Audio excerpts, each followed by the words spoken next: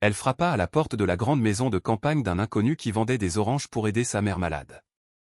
Mais lorsqu'elle entra et vit la photo encadrée de sa mère accrochée au mur, tout changea.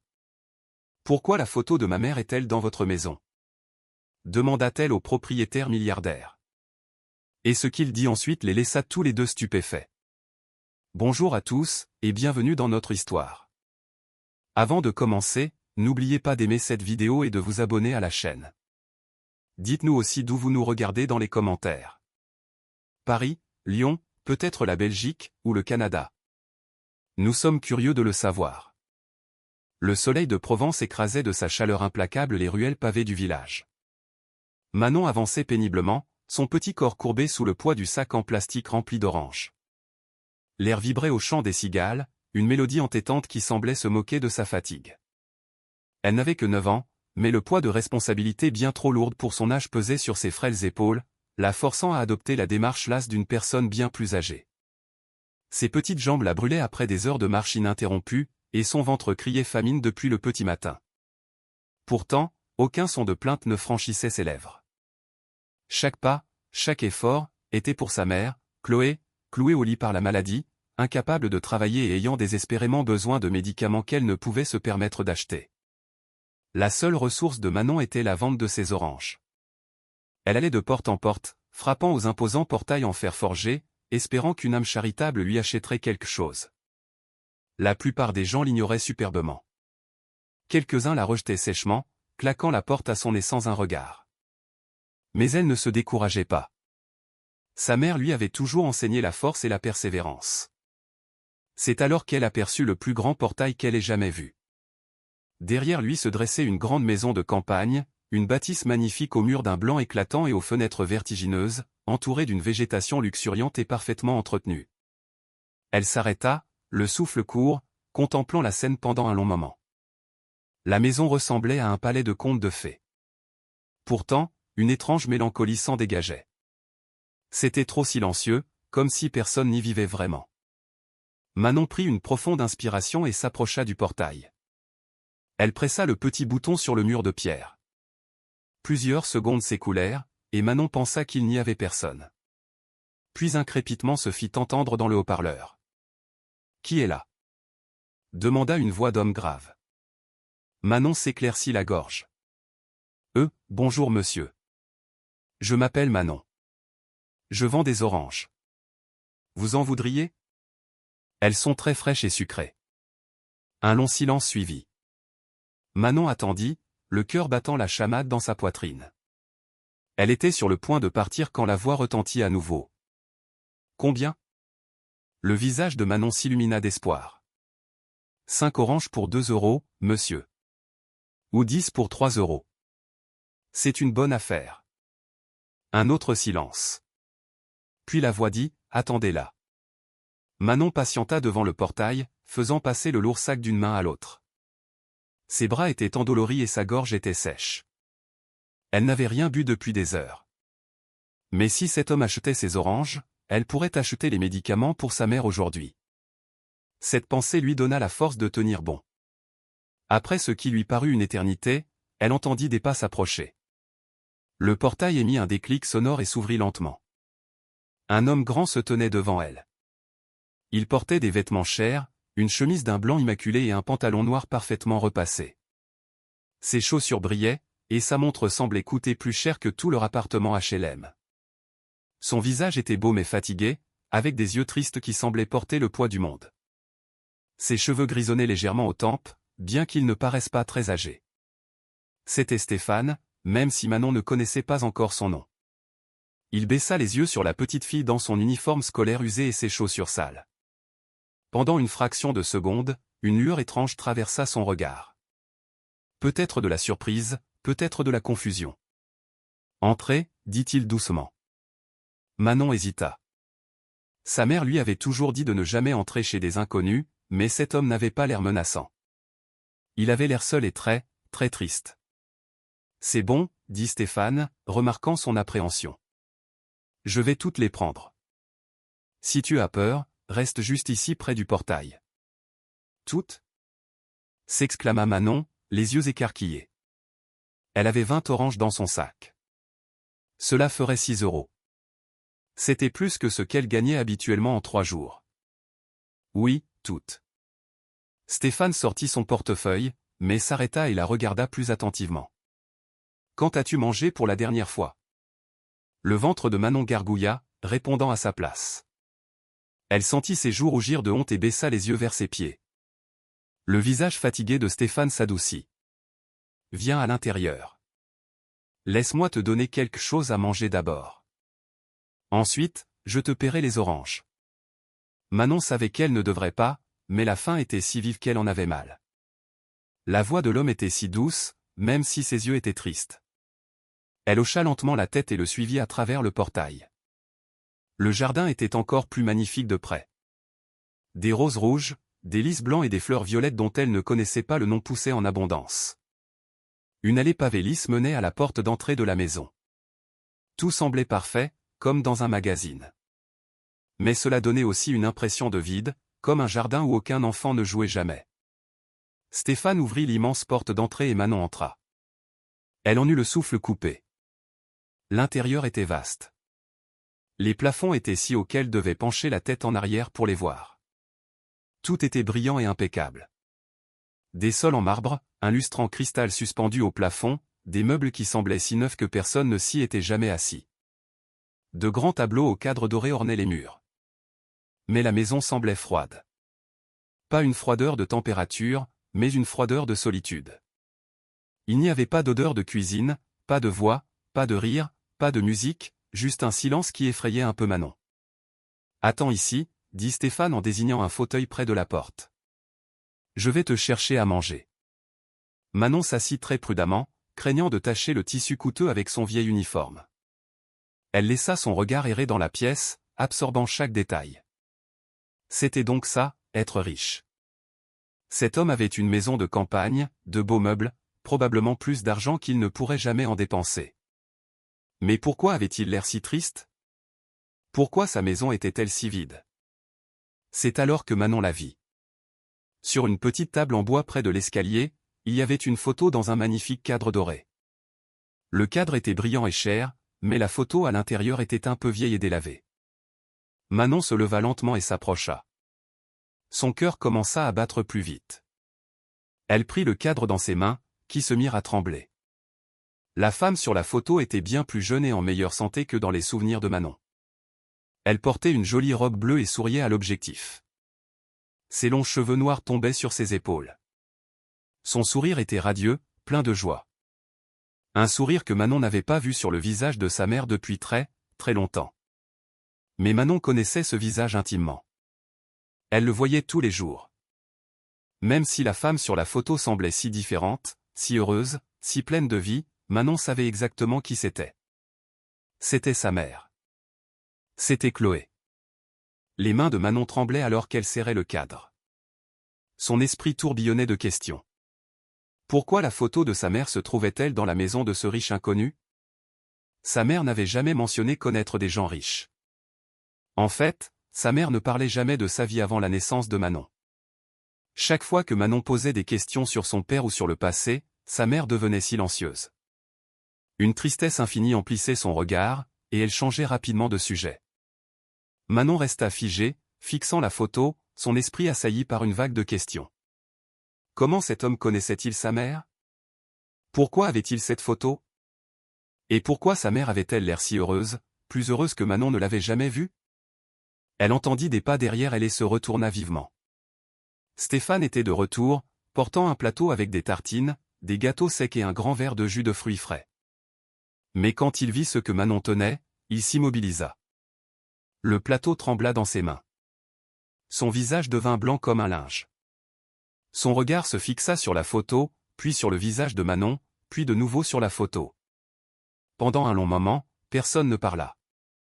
Le silence de la grande maison devint encore plus lourd. « C'est ma mère », dit doucement Manon, sa voix à peine un murmure. Elle tendit le cadre pour qu'il le voie mieux, bien qu'il le fixât déjà. « Pourquoi avez-vous une photo de ma mère dans votre maison ?» La bouche de Stéphane s'ouvrit, mais aucun son n'en sortit. Il avait l'air d'avoir reçu le choc de sa vie. Le plateau tremblait si fort que le jus dans le verre ondulait. Il posa soigneusement le plateau sur une table proche, se déplaçant très lentement, comme s'il avait peur de tomber. Puis il se tourna vers Manon, les yeux écarquillés d'incrédulité. « Ta mère ?» Sa voix était rauque. « Comment s'appelle-t-elle ?»« Chloé, » répondit Manon.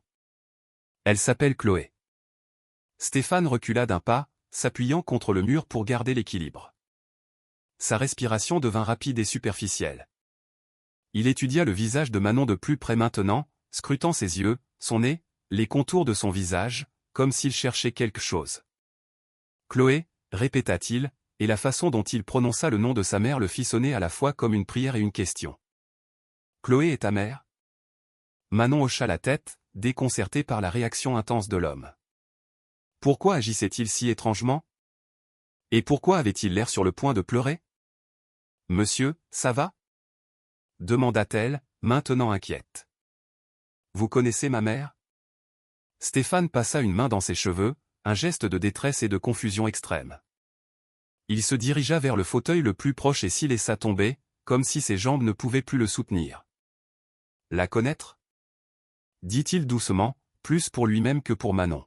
« Oui, oui, je la connaissais. Il y a très longtemps. » Il leva les yeux vers Manon, et elle vit qu'ils étaient remplis de larmes.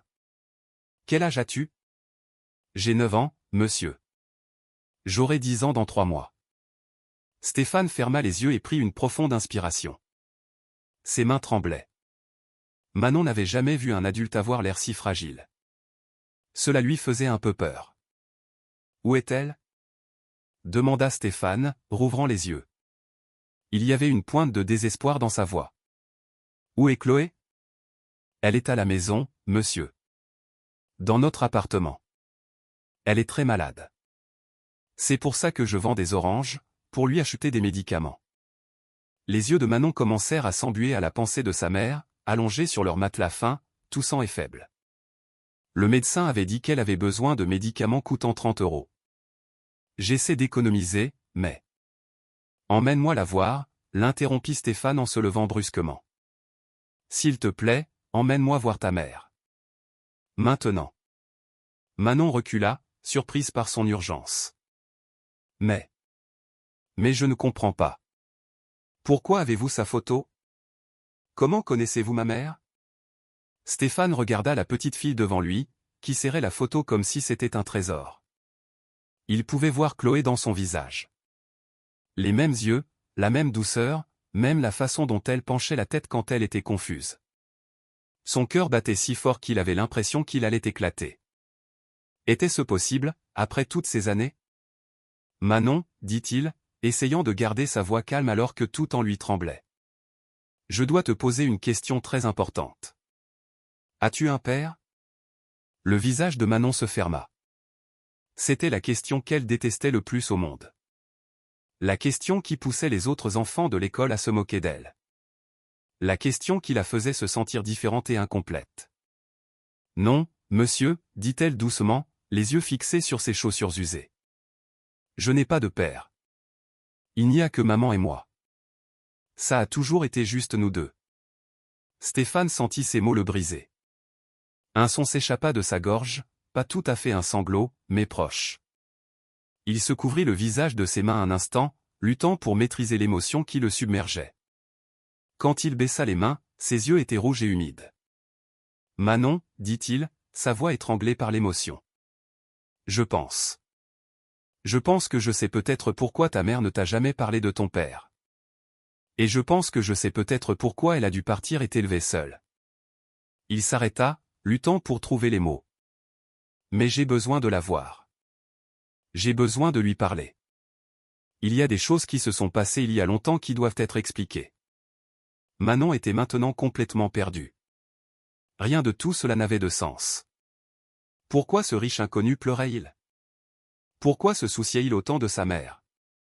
Et que voulait-il dire par « savoir pourquoi elle l'avait élevé seule » ?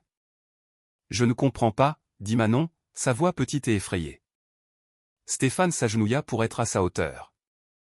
De si près, elle pouvait voir les larmes couler sur ses joues. L'homme riche et puissant pleurait, de vraies larmes, et Manon ne savait pas quoi faire. Je sais que tu ne comprends pas, dit Stéphane doucement. Et je sais que tout cela est très déroutant et peut-être un peu effrayant, mais s'il te plaît, crois-moi. Je ne te ferai jamais de mal, ni à toi ni à ta mère. J'ai juste besoin de la voir.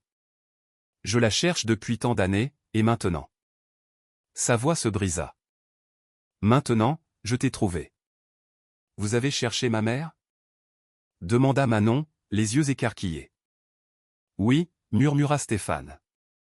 Je la cherche depuis 10 ans. L'esprit de Manon tourbillonnait. 10 ans.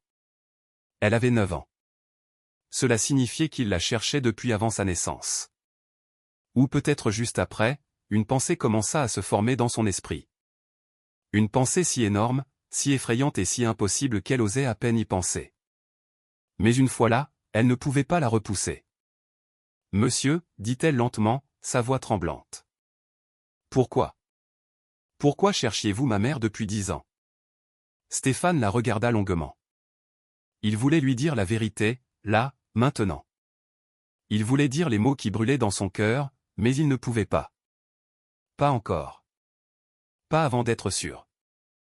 Pas avant d'avoir parlé à Chloé et de comprendre ce qui s'était passé toutes ces années auparavant. C'est quelque chose que je dois d'abord dire à ta mère, dit-il doucement. Mais Manon, je te promets que quoi qu'il arrive, tout ira bien. Plus que bien. Il se leva et sortit à nouveau son portefeuille. Cette fois, il en sortit plusieurs billets et les tendit à Manon. Elle baissa les yeux et haleta. Il y avait 5 billets de 20 € dans sa main. 100 €. C'est beaucoup trop, dit Manon en essayant de lui rendre l'argent. Les oranges ne coûtent que 6 €, et vous m'avez déjà donné de quoi acheter les médicaments de ma mère. Garde-le, dit Stéphane, fermement mais gentiment. Utilise-le pour des médicaments, de la nourriture, tout ce dont vous avez besoin. Il s'arrêta, la regardant avec une telle intensité d'émotion que son cœur fit un bond. Et Manon, dis à ta mère que Stéphane veut la voir. Dis-lui que je sais qu'elle est en vie et que je ne suis pas en colère. Dis-lui. Dis-lui que je veux juste parler. Stéphane, répéta Manon. C'est votre nom? Oui. L'esprit de Manon était encore plus confus. Elle baissa les yeux sur la photo qu'elle tenait toujours. Est-ce que vous aimiez ma mère? Le visage de Stéphane se contracta d'émotion. Une larme coula sur sa joue, et il ne prit pas la peine de l'essuyer. Oui, dit-il simplement. Je l'aimais plus que tout au monde. Et je n'ai jamais cessé de l'aimer. Manon ne savait pas quoi répondre à cela. Elle avait tant de questions, mais elle ressentit soudain un besoin pressant de rentrer chez elle, auprès de sa mère. Elle devait lui raconter l'événement étrange, merveilleux et déroutant qui venait de se produire. Je devrais y aller, dit Manon. Je devrais rentrer et le lui dire. Attends, dit Stéphane. Il alla à une petite table dans le coin et écrivit quelque chose sur un morceau de papier.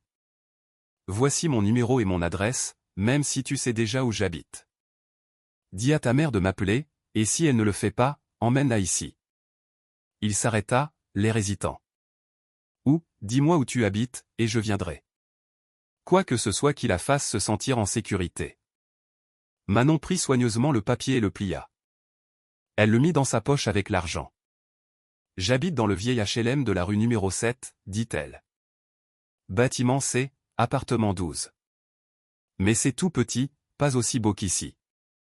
Je m'en fiche, dit Stéphane rapidement. J'ai juste besoin de la voir. Manon hocha la tête. Elle reposa délicatement la photo sur la table, puis ramassa son sac d'orange vide.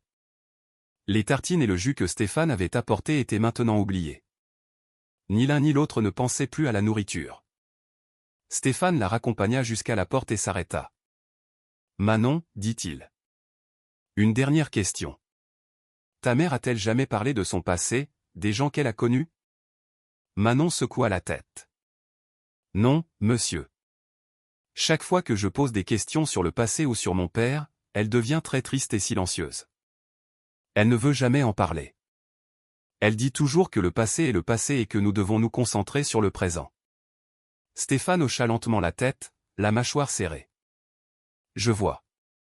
Mais parfois, continua Manon, tard dans la nuit, quand elle pense que je dors, je l'entends pleurer, et parfois elle murmure un nom. Je pense. Je pense que ce nom est Stéphane. Les genoux de Stéphane faillirent se dérober. Il s'agrippa au cadre de la porte pour se soutenir. « Elle murmure mon nom ?» demanda-t-il, sa voix à peine audible. « Oui, » dit Manon. Sa voix est si triste quand elle le dit, comme si prononcer ce nom lui faisait mal. Pendant un instant, Stéphane ne put parler, respirer, penser. Chloé avait murmuré son nom toutes ces années. Elle ne l'avait pas oublié. Elle pensait encore à lui, même après tout ce qui s'était passé. « Vas-y », réussit-il enfin à dire, « rentre chez ta mère. Donne-lui les médicaments dont elle a besoin. Et s'il te plaît, dis-lui que j'ai besoin de la voir. » Manon hocha la tête et franchit la porte. Mais avant de partir, elle se retourna une dernière fois. « Monsieur, je veux dire, Stéphane, » dit-elle. « Êtes-vous mon père ?» La question flotta dans l'air entre eux, fragile comme un ornement de verre qui pourrait se briser à tout moment. Stéphane regarda la petite fille, courageuse et douce, qui était entrée dans sa vie en vendant des oranges, et son cœur se brisa et se guérit tout à la fois. « Je n'en suis pas encore certain, » dit-il honnêtement. « Mais Manon, je pense qu'il y a de fortes chances que je le sois. Et si c'est le cas, » sa voix se brisa d'émotion, « si c'est le cas, alors je suis tellement, tellement désolé de ne pas avoir été là. Je suis désolé que tu aies dû grandir sans père. Je suis désolé que ta mère ait dû lutter seule. Parce que si j'avais su que tu existais, rien au monde n'aurait pu m'éloigner de vous. » Manon sentit les larmes couler sur ses propres joues. Elle ne comprenait pas tout ce qui se passait, mais elle en comprenait assez. Elle comprenait que cet homme avait aimé sa mère. Elle comprenait que quelque chose s'était passé il y a longtemps. Et elle comprenait que peut-être, juste peut-être, ses prières pour une famille étaient sur le point d'être exaucées. « Je vais le lui dire, » dit-elle.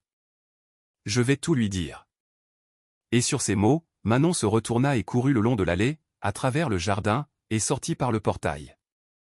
Elle courut tout le chemin du retour, le cœur battant, l'argent serré dans sa main, et une nouvelle sorte d'espoir s'élevant dans sa poitrine. Manon courut dans les rues, le sac vide rebondissant à ses côtés. Elle ne sentait plus la fatigue. Elle ne remarquait ni la chaleur ni ses jambes douloureuses. Tout ce à quoi elle pensait, c'était de rentrer auprès de sa mère. Quand elle atteignit enfin le vieil HLM de la rue numéro 7, elle monta les escaliers 4 à 4. Le bâtiment était délabré, la peinture s'écaillait, les escaliers craquaient sous ses pieds, et une odeur de moisi flottait en permanence. Mais c'était chez elle. Elle arriva à l'appartement 12 et poussa la porte. Elle n'était jamais verrouillée. Il n'avait rien à voler, de toute façon. « Maman !» appela Manon, essoufflée. « Maman, tu ne vas jamais croire ce qui s'est passé. » L'appartement était un minuscule appartement avec une petite salle de bain dans un coin. Il y avait un matelas fin à même le sol où elle dormait, une petite table avec 2 chaises et une plaque électrique. Les murs étaient jaunis et fissurés, et l'unique fenêtre était cassée. Chloé était allongée sur le matelas, couverte de leur unique couverture malgré la chaleur. En entendant la voix de Manon, elle essaya de se redresser, mais le mouvement la fit tousser, une toux profonde et douloureuse qui secouait tout son corps.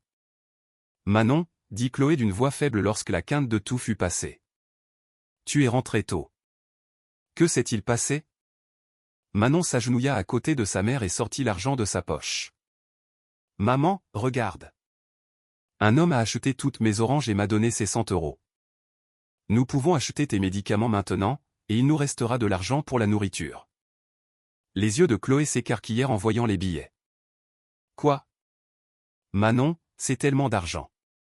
L'as-tu volé ? » ? « Non, maman, je te le promets. Un homme me l'a donné.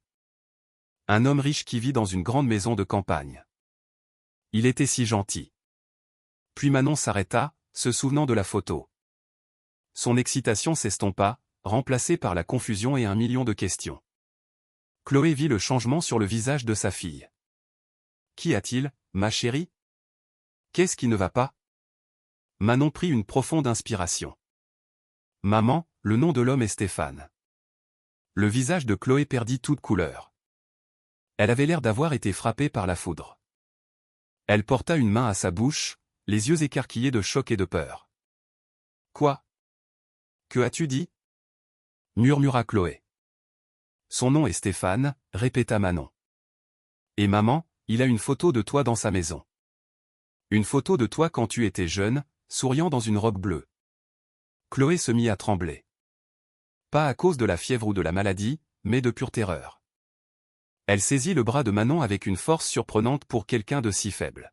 « Manon, écoute-moi très attentivement, » dit Chloé, sa voix urgente et effrayée. « Qu'est-ce que tu lui as dit? Qu'est-ce qu'il t'a dit? T'a-t-il fait du mal? » « Non, maman, il ne m'a pas fait de mal. Il était très gentil. Il a pleuré quand je lui ai dit que tu étais ma mère. Il a dit qu'il te cherchait depuis 10 ans. Maman, que se passe-t-il? Comment le connais-tu? » Chloé lâcha Manon et se couvrit le visage de ses mains. Tout son corps était secoué de tremblements. « Oh non, gémit-elle. Oh non, non, non. Ça ne peut pas arriver. Il nous a trouvés. Après tout ce temps, il nous a trouvés. Maman, tu me fais peur, dit Manon, les larmes commençant à couler. Pourquoi as-tu si peur? Stéphane semblait gentil. Il nous a donné de l'argent. Il veut t'aider. Tu ne comprends pas. S'écria Chloé, avant d'être secouée par une autre quinte de toux. Celle-ci fut pire, plus longue. Quand elle cessa enfin, des larmes coulaient sur les joues de Chloé. Manon, nous devons partir. Nous devons prendre ce que nous pouvons et quitter cette ville ce soir. Quoi? Pourquoi? Manon était complètement perdue. Maman, je ne comprends pas. Pourquoi devons-nous fuir? Chloé essaya de se lever, mais elle était trop faible. Elle retomba sur le matelas, à bout de souffle. Parce que sa famille ne nous laissera jamais être ensemble. Parce qu'ils essaieront de t'éloigner de moi. Parce que, elle éclata en sanglots, parce que je te l'ai caché pendant 9 ans, et maintenant qu'il sait pour toi, tout ce que j'ai fait pour nous protéger ne servira peut-être à rien. Manon s'assit à côté d'elle, l'esprit en ébullition. Nous protéger? Nous protéger de quoi? De qui? Chloé regarda le visage innocent et confus de sa fille et réalisa qu'elle ne pouvait plus fuir. Elle était trop malade, trop faible et trop fatiguée. Et peut-être, juste peut-être, était-il temps que la vérité éclate enfin. Elle avait porté ce secret si longtemps, et il la rongeait comme une maladie. Manon, dit doucement Chloé en essuyant ses larmes. Je dois te dire quelque chose. Quelque chose que j'aurais dû te dire il y a longtemps, mais j'avais trop peur. Manon prit la main de sa mère. Qu'est-ce que c'est, maman? Chloé prit une inspiration tremblante. Stéphane. Stéphane est ton père. Même si Manon l'avait suspecté, même si une partie d'elle l'avait su dès que Stéphane s'était mis à pleurer, entendre les mots à voix haute lui coupa le souffle. Mon père, murmura-t-elle. Vraiment? Oui, dit Chloé, les larmes coulant à nouveau. Il est ton père, et je l'aimais, Manon. Je l'aimais tellement que ça faisait mal. Il était bon, doux et gentil. Tout en lui était merveilleux. Alors pourquoi l'as-tu quitté? Demanda Manon, la voix étranglée. Pourquoi ne lui as-tu pas parlé de moi? Pourquoi vivons-nous comme ça alors qu'il a tant d'argent et qu'il aurait pu nous aider? Le visage de Chloé se crispa de douleur et de regret. Parce que je n'avais pas le choix, dit-elle. À cause de sa mère, ta grand-mère. Une femme puissante et terrible qui pensait que je n'étais pas assez bien pour son fils. Quand elle a découvert que j'étais enceinte de lui, elle m'a dit que je n'aurais pas ce bébé et m'a menacée. Menacée? Comment? Chloé ferma les yeux, se souvenant de ce jour horrible il y a 10 ans. Elle est venue me voir au milieu de la nuit avec 2 grands hommes. Elle a dit que si je ne disparaissais pas et que je ne contactais plus jamais Stéphane, elle me ferait jeter en prison. Elle a dit qu'elle m'accuserait de vol auprès de leur famille et qu'elle avait l'argent et le pouvoir de me garder enfermé pour toujours. Elle a dit que Stéphane ne me croirait jamais, pas contre sa propre mère. Les yeux de Manon s'emplirent de larmes. C'est horrible. Elle m'a donné 1000 € et m'a dit de quitter la ville immédiatement, continua Chloé. Elle a dit que si j'essayais de contacter Stéphane ou de lui parler du bébé, elle me détruirait. Et Manon, j'avais si peur. J'avais 20 ans, j'étais enceinte, sans famille, sans argent. Je ne savais pas quoi faire. Mais pourquoi n'as-tu pas dit la vérité à papa? Je veux dire, à Stéphane? Pourquoi ne l'as-tu pas laissé t'aider? Parce que j'ai essayé, sanglota Chloé. Le lendemain, je l'ai appelé depuis la gare routière de la ville. J'allais tout lui dire, mais sa mère a répondu. Elle m'a dit que Stéphane ne voulait plus jamais me voir, qu'il savait que je n'en avais qu'après son argent, et que si j'appelais à nouveau, elle me ferait arrêter. Puis elle a raccroché. Chloé serra la main de Manon plus fort. Je ne savais pas si elle disait la vérité ou si elle mentait, mais j'étais si jeune et si effrayé. Alors, j'ai pris le bus et je suis parti. Je suis allé dans une autre ville et je t'ai eue toute seule. Je t'ai appelé Manon parce que ça signifie aimer, et tu étais la chose la plus aimée de ma vie. Oh, maman. Manon pleurait aussi maintenant. Je me suis dit que je te protégerais, dit Chloé. Je me suis dit qu'il valait mieux que tu n'aies pas de père qui était censé ne pas vouloir de toi. Mais la vérité, c'est que j'ai été lâche. J'aurais dû me battre plus fort. J'aurais dû trouver un moyen de dire la vérité à Stéphane. Au lieu de ça, j'ai fui. Et j'ai fui depuis. Elle regarda autour de leur minuscule appartement délabré. Et regarde où nous en sommes. Tu vends des oranges dans la rue pour m'acheter des médicaments parce que je suis trop malade pour travailler. Ma peur nous a menés ici. Manon serra sa mère dans ses bras. Elles pleurèrent ensemble pour les années perdues, pour la pauvreté et la lutte, pour la famille qui aurait dû être mais qui n'a jamais été. Après un long moment, Manon se recula et regarda sa mère avec une détermination féroce dans ses jeunes yeux. « Maman, dit-elle fermement. Stéphane ne savait pas. Il ne savait pas pour moi. Sa mère a menti à vous deux. Je le sais, murmura Chloé. Je le vois maintenant. Mais Manon, sa mère est toujours en vie. Elle a toujours tout ce pouvoir. Et Stéphane ne la laissera pas nous faire de mal, l'interrompit Manon. Maman, tu aurais dû voir son visage.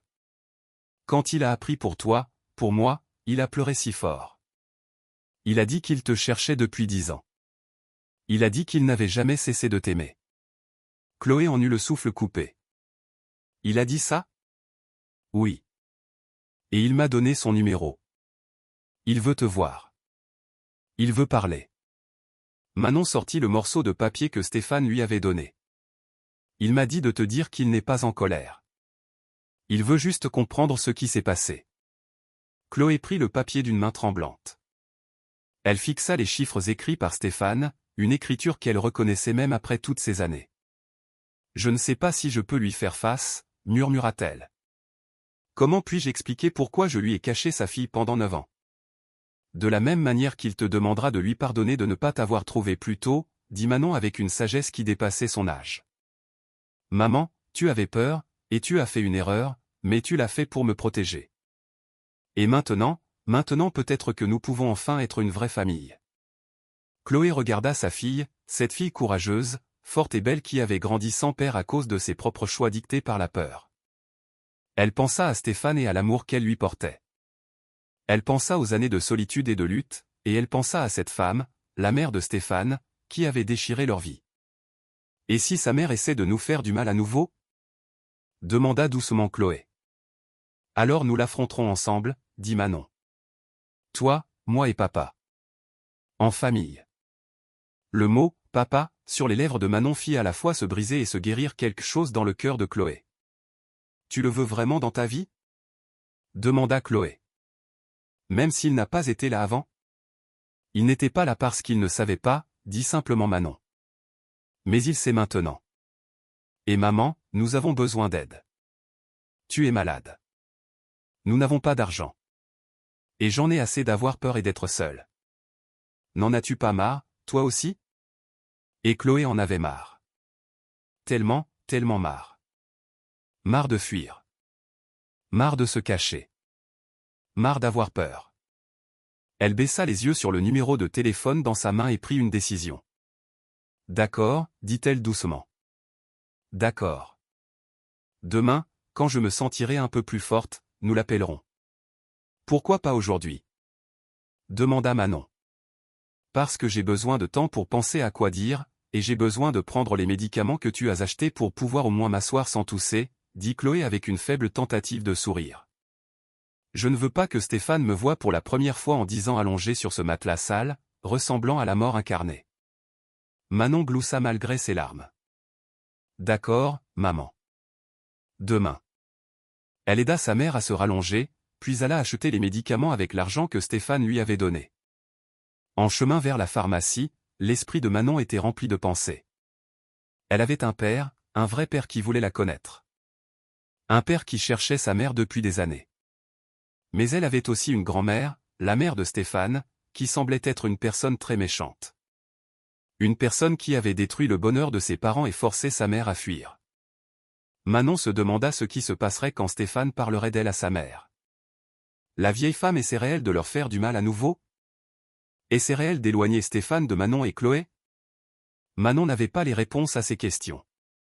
Mais en retournant à l'appartement, le sac de médicaments à la main, elle ressentit quelque chose qu'elle n'avait pas ressenti depuis longtemps.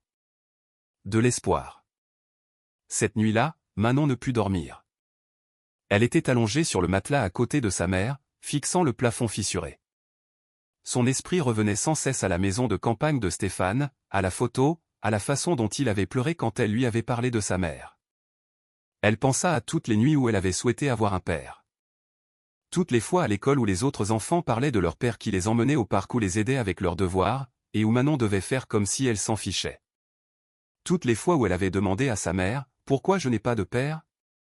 et où sa mère était simplement devenue triste et avait changé de sujet. Maintenant, elle comprenait pourquoi, et cette connaissance était à la fois un poids et un soulagement. À côté d'elle, Chloé dormait d'un sommeil agité. Les médicaments avaient calmé sa toux, mais elle se tournait et se retournait, marmonnant dans son sommeil. Une fois, Manon l'entendit murmurer « Stéphane, je suis désolée. Tellement désolée. » Manon tendit la main étincelle de sa mère jusqu'à ce que Chloé se calme. Le lendemain matin, la lumière du soleil filtrait à travers la fenêtre cassée. Manon se leva silencieusement et utilisa une partie de l'argent pour acheter du pain et des œufs au petit magasin du coin. Elle prépara le petit déjeuner sur la plaque électrique, un luxe qu'il pouvait rarement s'offrir. L'odeur de la nourriture réveilla Chloé. Elle se redressa lentement, et Manon fut soulagée de voir qu'elle avait un peu plus de couleur sur les joues. Les médicaments commençaient à faire effet. « Tu as cuisiné » dit Chloé, surprise. « Je voulais que tu manges quelque chose de bon avant. » Manon laissa sa phrase en suspens, son regard se posant sur le morceau de papier avec le numéro de Stéphane, qui reposait sur la petite table comme une bombe à retardement. Chloé suivit son regard et prit une profonde inspiration. « Avant que j'appelle. » Elles mangèrent en silence, toutes deux perdues dans leurs pensées sur ce qui allait se passer. Quand elles eurent terminé, Chloé prit le papier d'une main tremblante. « Il y a une cabine téléphonique en bas, » dit Manon. « J'ai des pièces. » Chloé hocha la tête. Elle se leva, enroulant la couverture autour de ses épaules comme un châle. Elle avait encore l'air fragile et mince, mais il y avait une nouvelle lueur de détermination dans ses yeux. Elles descendirent les escaliers ensemble. La cabine téléphonique était dans le hall de l'immeuble, vieille et abîmée, mais elle fonctionnait. Chloé prit les pièces de Manon et resta un long moment devant le téléphone, le fixant. « Et s'il est en colère quand il entend ma voix ?» murmura Chloé. « Il ne le sera pas, » dit Manon avec confiance. « Il m'a dit de te dire qu'il n'est pas en colère. Il veut juste parler. » Chloé hocha la tête et, avec des doigts tremblants, composa le numéro. Le téléphone sonna une fois, 2 fois, 3 fois. Chloé faillit raccrocher. Son cœur battait si fort qu'elle avait l'impression qu'il allait exploser. Puis la voix de Stéphane se fit entendre. Chloé retint son souffle. C'était lui. Après 10 ans de silence, après 10 ans à n'entendre sa voix que dans ses rêves, c'était vraiment lui. Stéphane, murmura-t-elle. C'est Chloé. Il y eut un silence complet à l'autre bout du fil. Pendant une seconde, Chloé pensa qu'il avait raccroché. Mais ensuite, elle l'entendit prendre une inspiration saccadée. Chloé, dit-il, et sa voix était si chargée d'émotion, de choc, de joie, de douleur, d'incrédulité, que les yeux de Chloé se remplirent de larmes. Chloé, est-ce vraiment toi? Oui, répondit-elle, les larmes coulant sur ses joues. C'est moi. Où es-tu? Demanda Stéphane avec urgence. Es-tu en sécurité? Manon a dit que tu étais malade. As-tu besoin d'un médecin? Je peux en appeler un. Stéphane, s'il te plaît, l'interrompit doucement Chloé. Je vais bien. Les médicaments aident. J'avais juste besoin de t'appeler. J'ai besoin d'expliquer. Tu n'as rien à expliquer par téléphone, dit Stéphane rapidement. S'il te plaît, laisse-moi venir te voir. Laisse-moi te voir de mes propres yeux. J'ai besoin de savoir que tu es réel. Que ce n'est pas un rêve. Chloé ferma les yeux. Elle voulait le voir aussi, tellement que ça faisait mal, mais elle avait aussi peur. Stéphane, il y a des choses que tu dois savoir. Sur la raison pour laquelle je suis parti. Sur ta mère. Je me fiche de tout ça en ce moment, dit Stéphane, sa voix ferme mais douce. Chloé, depuis 10 ans, je pense que tu es partie parce que tu ne m'aimais pas. Depuis 10 ans, je me blâme, pensant que j'avais fait quelque chose de mal. Et maintenant, je découvre que tu as été en vie tout ce temps, et que tu as eu ma fille.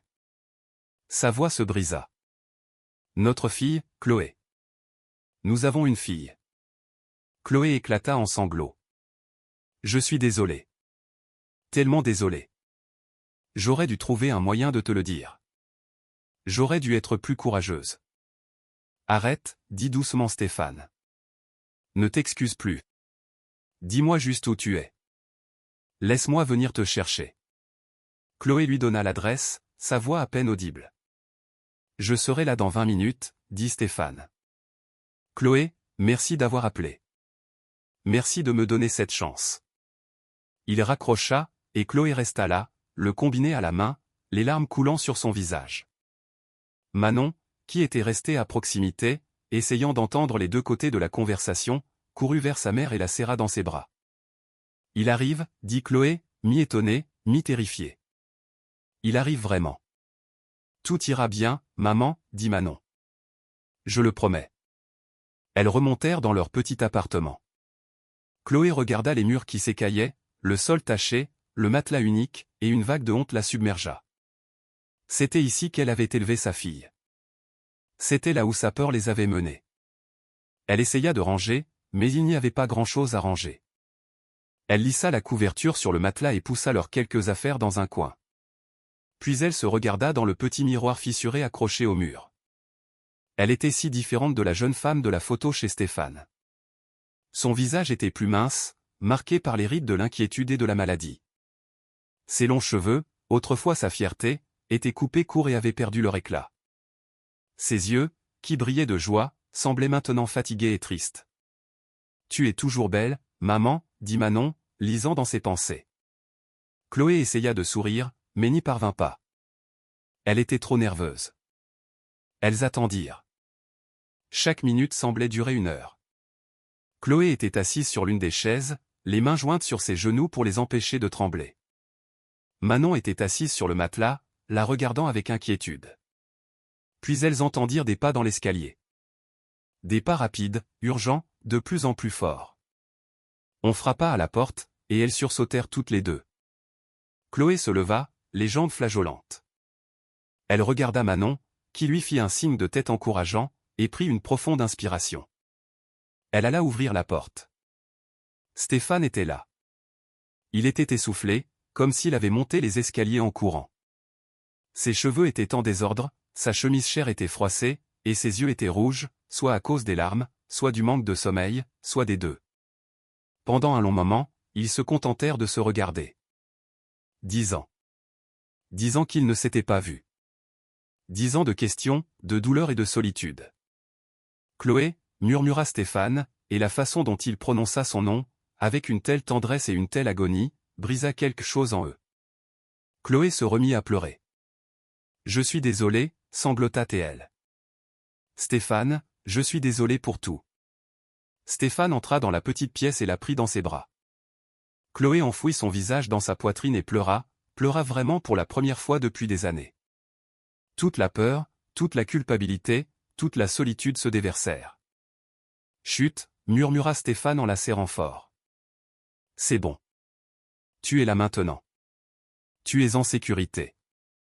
Tout ira bien. Manon regardait de l'autre côté de la pièce, les larmes coulant également sur son visage. Elle n'avait jamais vu sa mère comme ça, si brisée et pourtant, d'une certaine manière, si entière. Après ce qui sembla une éternité, Chloé se recula un peu et leva les yeux vers le visage de Stéphane. J'ai tant de choses à t'expliquer, dit-elle. Je sais, dit doucement Stéphane. Et je veux tout entendre. Mais d'abord. Il regarda Manon, qui était toujours assise sur le matelas, les regardant avec de grands yeux. Stéphane lâcha doucement Chloé et s'approcha de Manon. Il s'agenouilla devant elle, se mettant à sa hauteur. « Salut, Manon, dit-il doucement. « Salut, répondit timidement Manon. Maintenant qu'il était là, que c'était réel, elle ne savait pas quoi dire ni quoi faire. Les yeux de Stéphane se remplirent de larmes en la regardant. Il tendit la main avec hésitation, puis toucha doucement sa joue, comme pour confirmer qu'elle était réelle. « Tu es si belle, murmura-t-il. Tu as les yeux de ta mère et son sourire. Et ton nez, dit Manon, essayant d'alléger l'émotion intense dans la pièce. Maman dit toujours que j'ai un nez qui ne va pas avec mon visage. Maintenant je sais d'où il vient. Stéphane laissa échapper un rire qui était à moitié un sanglot, à moitié de la joie. Je suis désolé pour le nez, dit-il. C'est de famille. Je l'aime bien, dit Manon. Puis, plus doucement, j'aime avoir quelque chose de toi. Cette simple phrase acheva Stéphane. Il attira Manon dans ses bras et la serra fort, ses épaules secouées de sanglots. Je suis tellement désolé de ne pas avoir été là, pleura-t-il. Je suis désolé que tu aies grandi sans père. Je suis désolé que tu aies dû vendre des oranges dans la rue. Je suis désolé pour tout. Si j'avais seulement su que tu existais, rien n'aurait pu m'éloigner. Rien. Manon le serra en retour, pleurant aussi. Je sais, dit-elle. Je sais que tu ne savais pas. Ce n'est pas ta faute. Chloé les regardait, le cœur brisé et guéri à la fois. Elle avait tellement redouté ce moment, si sûre que Stéphane serait en colère contre elle pour avoir gardé Manon secrète. Mais en le voyant maintenant, tenant leur fille et pleurant, elle réalisa quelque chose. Il n'était pas en colère. Il avait juste le cœur brisé d'avoir tant manqué. Après un moment, Stéphane la lâcha et essuya ses larmes. Il regarda vraiment la petite pièce pour la première fois, la pauvreté, les conditions. « C'est comme ça que vous avez vécu ?» demanda-t-il doucement, la douleur évidente dans sa voix. Chloé ressentit à nouveau un pincement de honte. « On s'en est sorti, dit-elle. On savait l'une l'autre. »« Chloé, dit-il en se levant et en lui faisant face. Pourquoi ? Pourquoi ne m'es-tu jamais revenu ? Pourquoi n'as-tu pas essayé de me contacter après ton départ ? » Chloé prit une profonde inspiration. Il était temps de tout lui dire. Parce que ta mère m'a menacé, dit-elle doucement. Parce qu'elle a dit que si je ne disparaissais pas, elle me ferait arrêter pour vol. Parce qu'elle a dit que tu ne me croirais jamais, pas contre elle. Le visage de Stéphane devint blanc, puis rouge de fureur. Ma mère. C'est ma mère qui a fait ça. Oui, dit Chloé. Elle lui raconta tout, les hommes qui étaient venus avec sa mère au milieu de la nuit, les menaces, l'appel téléphonique où sa mère avait dit que Stéphane ne voulait plus jamais la revoir. À chaque mot, le visage de Stéphane s'assombrissait de colère. Ses mains se serrèrent en poing. Sa mâchoire se crispa. J'ai essayé de t'appeler le lendemain, continua Chloé, la voix tremblante. Mais ta mère a répondu. Elle a dit des choses horribles. Elle a dit que tu savais que je n'en avais qu'après ton argent, que tu ne m'avais jamais vraiment aimé. Je ne savais pas quoi croire. J'étais jeune, effrayée et enceinte, et je n'avais personne vers qui me tourner. Alors tu as fui, acheva Stéphane, sa voix rauque de colère, non pas contre Chloé, mais contre sa mère et les années perdues. Oui, j'ai fui, dit Chloé. Et je fuis depuis, toujours terrifiée que si je revenais, si j'essayais de te contacter, ta mère mettrait ses menaces à exécution. La voix de Chloé se réduisit à un murmure. Je suis désolée, Stéphane. J'aurais dû être plus courageuse. J'aurais dû me battre pour nous. Stéphane traversa la pièce et prit les deux mains de Chloé dans les siennes. Écoute-moi attentivement, dit-il en la regardant droit dans les yeux. Rien de tout cela n'est de ta faute. Ma mère, il s'arrêta, luttant pour maîtriser ses émotions, est une femme contrôlante et manipulatrice qui a toujours cru savoir ce qui était le mieux pour tout le monde. Mais elle a franchi une ligne en te menaçant. Elle a commis un crime en te forçant à partir. Mais Stéphane, c'est ta mère, et je suis la femme que j'aime, l'interrompit fermement Stéphane. Et Manon est ma fille. Vous êtes ma famille.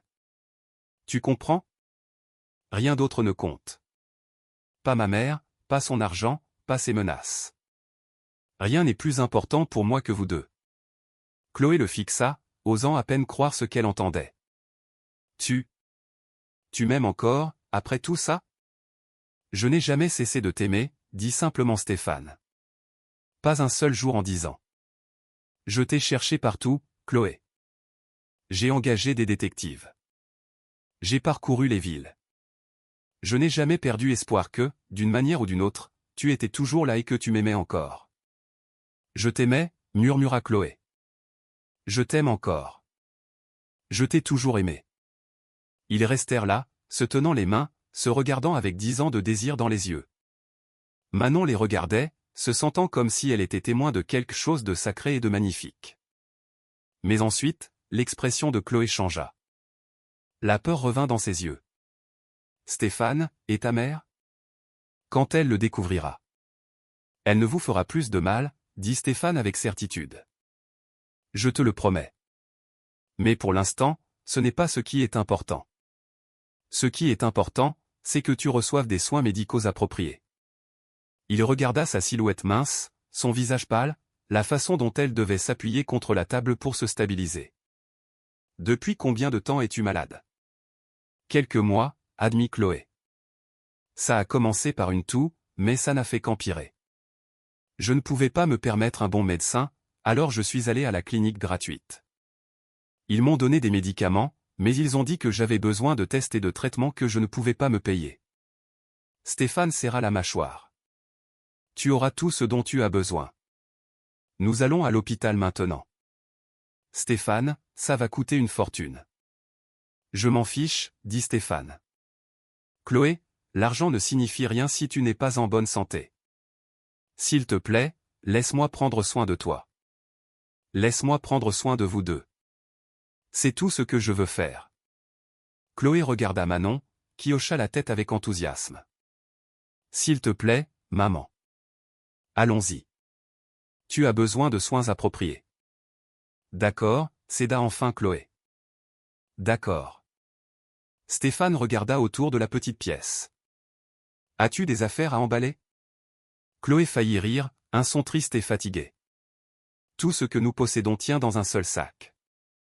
Le cœur de Stéphane se brisa un peu plus. Il regarda Chloé et Manon rassembler leurs maigres possessions.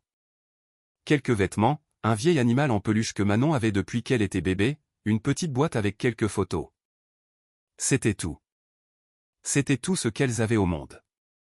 Allons-y, dit doucement Stéphane. Il les conduisit en bas des escaliers jusqu'à sa voiture garée, une berline noire et élégante qui semblait complètement déplacée dans la rue délabrée.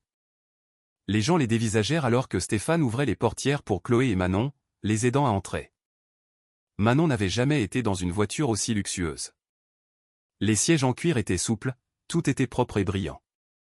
Ça sentait le neuf. Elle passa sa main sur le siège, émerveillée par le contraste avec les bus qu'elle et sa mère prenaient habituellement. Stéphane les conduisit à l'hôpital régional, le meilleur de la ville. Quand ils arrivèrent, il ne les emmena pas à l'entrée des urgences. Au lieu de cela, il se gara à une entrée privée et passa un appel téléphonique.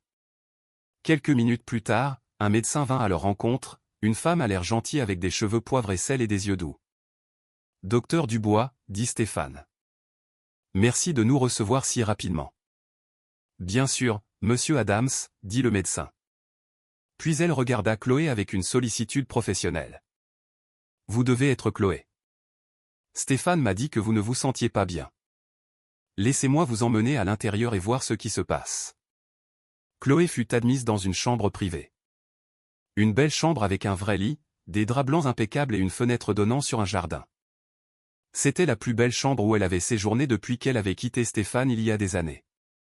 Le docteur Dubois examina Chloé de manière approfondie, lui posant des questions sur ses symptômes, écoutant sa respiration, vérifiant ses signes vitaux.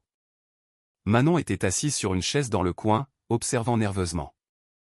Stéphane se tenait près de la fenêtre, les poings serrés, son anxiété palpable. Je vais demander quelques tests, dit enfin le docteur Dubois. Des analyses de sang, une radiographie pulmonaire, peut-être un scanner. Nous devons déterminer exactement ce qui cause cette toux et cette faiblesse. En attendant, je vais vous mettre sous perfusion pour vous hydrater et vous nourrir. Vous êtes sévèrement déshydraté et malnutri. Chloé hocha faiblement la tête. Le trajet en voiture et l'examen l'avaient épuisée. Au cours des heures suivantes, Chloé fut emmenée pour divers tests. Stéphane resta avec Manon dans la chambre privée, et pour la première fois, ils eurent l'occasion de vraiment parler. « As-tu faim » lui demanda Stéphane. Le ventre de Manon gargouilla en réponse, ce qui les fit sourire tous les deux. Stéphane fit livrer de la nourriture.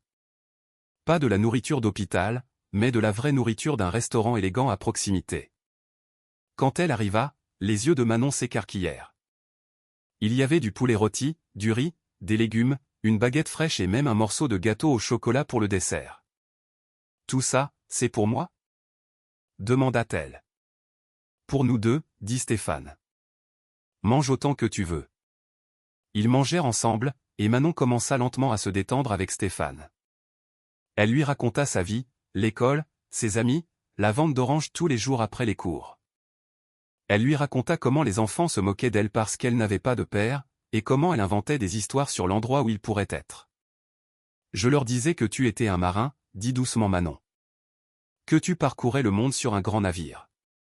C'est pour ça que tu ne pouvais pas être là, mais que tu nous écrivais des lettres et que tu pensais toujours à nous. » Les yeux de Stéphane se remplirent à nouveau de larmes. « J'aurais aimé t'écrire des lettres, dit-il. J'aurais aimé savoir où te trouver. Mais Manon, je te promets que, à partir de maintenant, je serai là. Je serai le père que tu aurais toujours dû avoir. Je te crois, dit simplement Manon. Quand Chloé revint de ses tests, elle semblait épuisée, mais elle était reliée à une perfusion, ce qui lui donnait déjà un peu meilleure mine. Le docteur Dubois entra avec une expression sérieuse. « Chloé, les résultats montrent que vous avez une infection respiratoire sévère qui n'a pas été traitée depuis trop longtemps, expliqua le médecin. Vous êtes également anémique et vous montrez des signes de malnutrition. La bonne nouvelle, c'est que tout cela est traitable, mais vous devrez rester à l'hôpital pendant au moins une semaine, peut-être plus. Nous devons vous administrer des antibiotiques puissants et vous remettre sur pied. » Une semaine, dit Chloé, l'inquiétude se peignant sur son visage. « Mais le coût. » Le coût n'est pas votre problème, l'interrompit fermement Stéphane. Peu importe ce que ça coûte, peu importe ce dont vous avez besoin, ça n'a pas d'importance. Votre santé est ce qui compte. Le docteur Dubois sourit. Monsieur Adams s'est déjà occupé de tout. Vous devez juste vous concentrer sur votre rétablissement. Chloé regarda Stéphane avec des yeux remplis de larmes. Tu en as déjà tellement fait. Je ferai bien plus, dit Stéphane. Chloé, s'il te plaît, laisse-moi t'aider. Laisse-moi rattraper les années où je n'étais pas là. Chloé hocha la tête, trop émue et trop fatiguée pour argumenter. Ce soir-là, après que Chloé se soit endormie, épuisée par l'épuisement et les médicaments, Stéphane emmena Manon dîner à la cafétéria de l'hôpital. Pendant qu'il mangeait, Stéphane aborda un sujet qui le préoccupait toute la journée. « Manon, dit-il prudemment, je veux te demander quelque chose, et je veux que tu saches que peu importe la réponse, ça ne changera rien à ce que je ressens pour toi. » Manon leva les yeux, curieuse. « Ta mère m'a dit que je suis ton père, » continua Stéphane. « Et je la crois. Je n'ai aucun doute dans mon cœur. Mais il y a des raisons légales pour lesquelles j'ai besoin d'une preuve. Une preuve officielle. Serais-tu d'accord pour faire un test ADN ? » « Qu'est-ce qu'un test ADN ? » demanda Manon. « C'est un test simple. Ils prennent un peu de ton ADN, généralement juste en frottant l'intérieur de ta joue, et le comparent au mien. Ça prouve scientifiquement que je suis ton père. » « Oh, dit Manon. Comme dans les émissions de télévision où ils découvrent qui est le père ? » Stéphane sourit malgré lui. « Oui, quelque chose comme ça. Est-ce que ça fait mal ? » Pas du tout. Ça ne prend que quelques secondes. Manon réfléchit un instant. Pourquoi as-tu besoin d'une preuve ? Tu ne crois pas ma mère ? Je crois ta mère à 100%, dit Stéphane rapidement. Mais ma mère, ta grand-mère, elle va se battre contre ça. Elle essaiera de dire que tu n'es pas ma fille, que ta mère ment pour avoir mon argent. Si nous avons la preuve ADN, elle ne pourra rien dire. Le visage de Manon s'assombrit à la mention de la mère de Stéphane. Elle a l'air d'être une personne très méchante. Elle peut l'être, admit tristement Stéphane.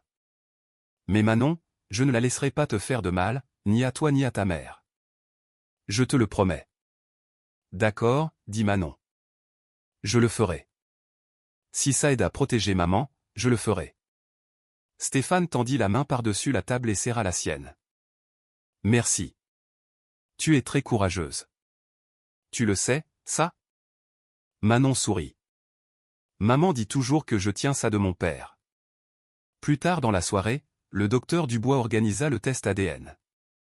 C'était rapide et indolore, comme Stéphane l'avait promis. Une infirmière fit un prélèvement à l'intérieur de la joue de Manon, puis de celle de Stéphane. Les échantillons furent envoyés à un laboratoire que Stéphane connaissait et en qui il avait confiance. Les résultats devraient arriver dans 3 jours, leur dit le docteur Dubois. Mais rien qu'en vous regardant tous les deux, je peux déjà dire que vous êtes père et fille. Vous avez les mêmes yeux, le même sourire, même la façon dont vous penchez la tête quand vous réfléchissez. Stéphane sourit en entendant cela. Il avait remarqué les ressemblances aussi. Cette nuit-là, Stéphane ne voulut pas laisser Chloé et Manon seules à l'hôpital. Il fit installer un lit d'appoint dans la chambre de Chloé pour que Manon puisse y dormir, et il somnola sur le fauteuil près de la fenêtre, ne voulant pas être loin d'elle. Au milieu de la nuit, Chloé se réveilla. La perfusion et les médicaments faisaient effet, et elle se sentait plus lucide qu'elle ne l'avait été depuis des mois. Elle regarda autour de la chambre et vit Manon, dormant paisiblement dans son lit, bien au chaud sous une couverture. Puis elle vit Stéphane, affalé sur le fauteuil, la tête en arrière, endormi mais clairement inconfortable. Un doux murmure s'échappa des lèvres de Chloé, si bas qu'il ne réveilla personne. « Merci, mon Dieu. Merci de nous l'avoir rendu. » Les 3 jours suivants passèrent comme dans un rêve. Chloé devenait plus forte chaque jour. Les antibiotiques combattaient l'infection, et la nourriture et le repos approprié ramenaient de la couleur sur ses joues. Manon passait ses journées à l'hôpital, faisant ses devoirs dans la chambre de Chloé et apprenant à connaître Stéphane. Stéphane ne les quittait presque jamais. Il appelait son bureau et disait à son assistante d'annuler toutes ses réunions. Rien n'était plus important que d'être avec sa famille. Le 3e jour, le docteur Dubois entra dans la chambre avec une enveloppe. Les résultats du test ADN, dit-elle en la tendant à Stéphane. La pièce devint silencieuse. Manon se redressa dans son lit. Chloé prit la main de Stéphane. Même s'ils croyaient tous savoir ce que les résultats diraient, le voir par écrit le rendrait officiel. Indiscutable. Avec des mains tremblantes, Stéphane ouvrit l'enveloppe. Il sortit le papier et le lut. Pendant un instant, il ne bougea pas. Il se contenta de fixer la page. Puis il leva les yeux vers Manon, son visage s'illuminant du plus grand et plus authentique sourire que l'un ou l'autre ait jamais vu. 99,9% de probabilité, lut-il à voix haute, sa voix étranglée par l'émotion. Manon, tu es ma fille. Officiellement, scientifiquement, indéniablement, ma fille. Manon sauta du lit et courut vers lui. Il la souleva dans ses bras et la fit tourner, riant et pleurant tous les deux. J'ai un père, pleura Manon. J'ai vraiment un père. Et j'ai une fille, dit Stéphane en la serrant fort. La meilleure fille du monde. Chloé les regardait, des larmes coulant sur ses joues. Mais c'étaient des larmes de bonheur, des larmes de soulagement, de joie et d'espoir. Sa famille était enfin réunie. Stéphane reposa Manon et alla au chevet de Chloé. Il prit sa main et l'embrassa doucement. Notre fille, dit-il doucement. Nous avons une fille, Chloé. Je sais, murmura Chloé. Je suis désolé d'avoir attendu si longtemps pour le découvrir. Le passé est le passé, dit Chloé. Ce qui compte maintenant, c'est l'avenir. Notre avenir. Ensemble. Mais même alors qu'il célébrait, Stéphane savait qu'il restait un obstacle majeur à surmonter. Sa mère. Elle ne savait toujours rien de Chloé et Manon. Et quand elle le découvrirait, Stéphane savait qu'il y aurait une bataille. Sa mère avait contrôlé sa vie pendant trop longtemps, pris trop de décisions pour lui, détruit son bonheur une fois. Pas cette fois. Cette fois, Stéphane était prêt à se battre. Le lendemain matin, Stéphane se réveilla tôt. Il avait à peine dormi, son esprit tourbillonnant avec ce qu'il devait faire. Chloé et Manon dormaient encore paisiblement. Chloé dans son lit d'hôpital, l'air plus saine qu'elle ne l'avait été depuis des jours. Manon enroulée dans son lit d'appoint, serrant son vieil animal en peluche. Stéphane les regarda pendant un long moment, sentant sa détermination se renforcer. C'étaient les siennes, sa famille, et il les protégerait quoi qu'il arrive. Il quitta silencieusement la chambre et descendit dans le hall de l'hôpital. Dehors, le soleil commençait à peine à se lever, peignant le ciel de teintes roses et dorées. Stéphane sortit son téléphone et composa un numéro. « Maman, dit-il quand elle répondit. J'ai besoin de te voir aujourd'hui. C'est important. » Sa mère, Monique Dupont, semblait irritée d'être appelée si tôt. « Stéphane, chéri, je déjeune avec les dames du conseil d'administration de l'œuvre de charité à 11 heures. Ça ne peut pas attendre ? Non, dit fermement Stéphane. Ça ne peut pas attendre.